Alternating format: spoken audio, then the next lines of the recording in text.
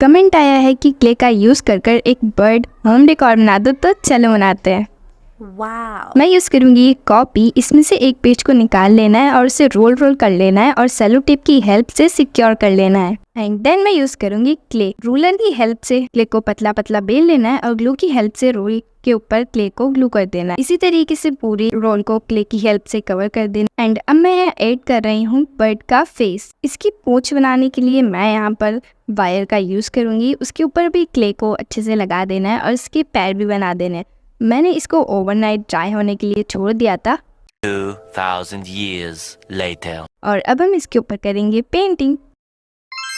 मैं इसको red colour से अच्छे से पेंट कर दूंगी और डिफरेंट कलर का यूज़ कर इसके ऊपर एक अच्छा सा बॉर्डर क्रिएट कर दूंगी। और आई बनाने के बाद हमारा बर्ड होम डेकोर बन के रेडी हो गया है।